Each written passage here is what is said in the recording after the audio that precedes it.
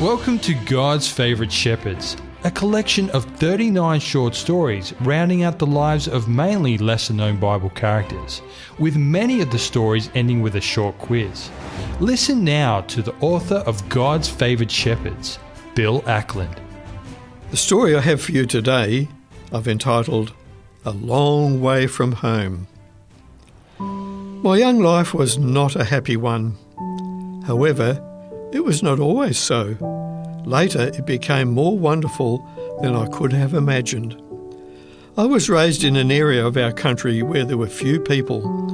My father, a farmer, had the pick of the land, not only for crops, but also for grazing his flocks and herds.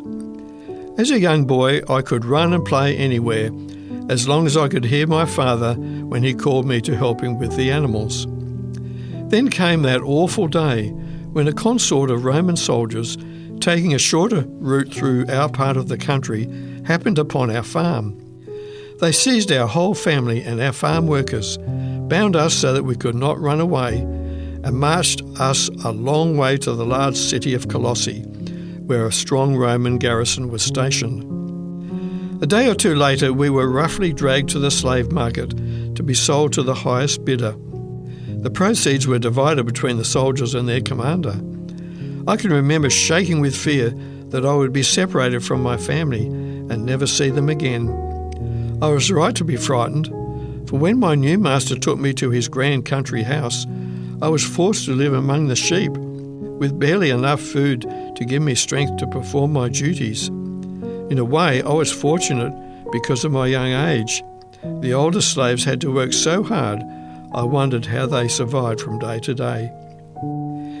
The years passed, and during this time, I gradually put together a plan to escape.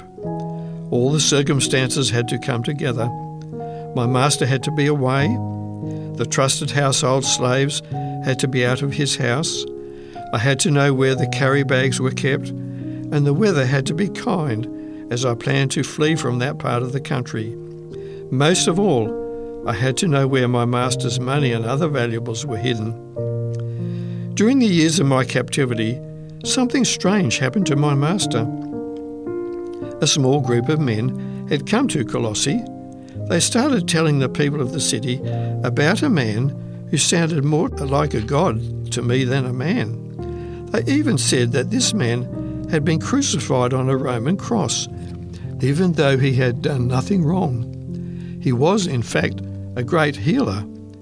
He could even cast out demons from people and was known to raise the dead back to life.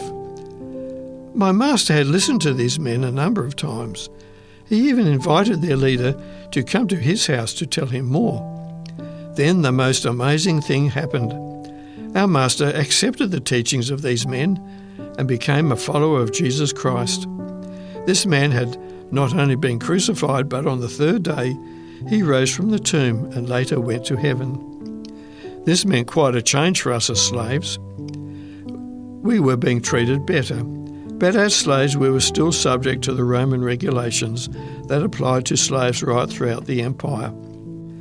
During my years of planning, I had decided to make my way over many weeks and months to Rome, the great capital of the Roman Empire. I had heard that in this city there were people from all over the world living there. Surely I would not be noticed among all those people of different cultures and dress. Then one day, everything came together at just the right time, and I was gone. I shall not tire you with the story of my near-death experiences along the way, and with wild animals to watch out for. Marauding bands were intent on capturing people of any age to be sold as slaves. It was just as well that I was young and fit, as like most people, I was used to walking long distances. Sometimes I was a deckhand on a boat under sail with a following wind. It was certainly much quicker than walking. Eventually I arrived at Rome. I was amazed by what I saw in this grand city. Great columns supported magnificent buildings. Marble was used everywhere.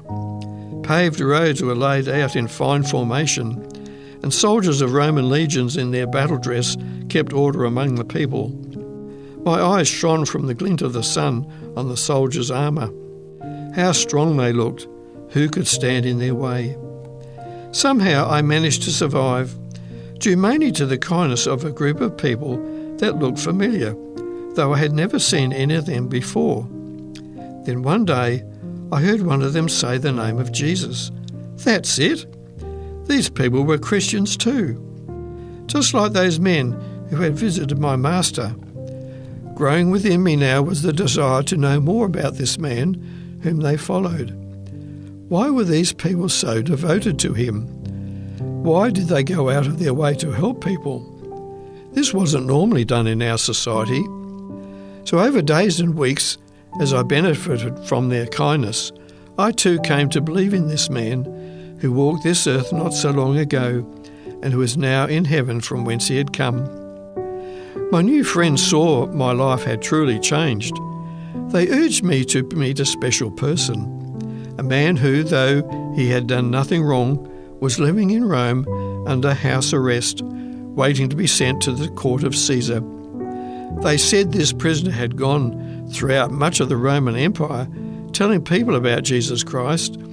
While he had suffered in many ways for his faith, he had remained very strong in his beliefs and practices, so strong that he had become an annoyance to the Jews who had tried to do away with him. One day I was introduced to this great man, and from that very day became like his personal slave, not in the normal sense, but by choice, grateful that I could help him in some way during his imprisonment. Then, when I knew that he trusted me and could see that my life had truly changed, I told him of my background, that I had escaped from my master's house, had taken some of his valuables to help me survive along the way, and finally had arrived in Rome. My new friend, who because of his age was a father figure to me, shocked me by advising me to go back to my master and confess what I had done and seek his forgiveness. Naturally, I didn't want to do this, but my father friend said that because he knew my master, he would write a letter to him to make it easier for me. He would also persuade my master to forgive me and not to punish me. More than that, he told my master in the letter that he would repay my master for what I had taken. Put it on my account, he said. That was not all. He proposed that his trusted friend Tychicus would take the letter to my master. I was to go with him and put myself into my master's hands. I felt convicted that this was the right thing to do. Shortly after the letter was written, Tychicus and I made the necessary arrangements to head eastwards to Colossae. I would see my master again, so I was somewhat apprehensive. It was encouraging to know that my new friend and benefactor had written on my behalf to my master. This gave me confidence that all would be well. Who am I? My name is Onesimus. My master is Philemon, and my friend in Rome is the great apostle Paul. You can read Paul's letter to Philemon in the copy of the scriptures you know as the Bible. You've been listening to God's Favoured Shepherds, a book with 39 short stories rounding out the lives of mainly lesser-known Bible characters. If you have any comments or questions, or to obtain a copy of this book, give us a call within Australia on 02 4973 3456 or send an email to radio@3abnaustralia.org.au. We'd love to hear from you.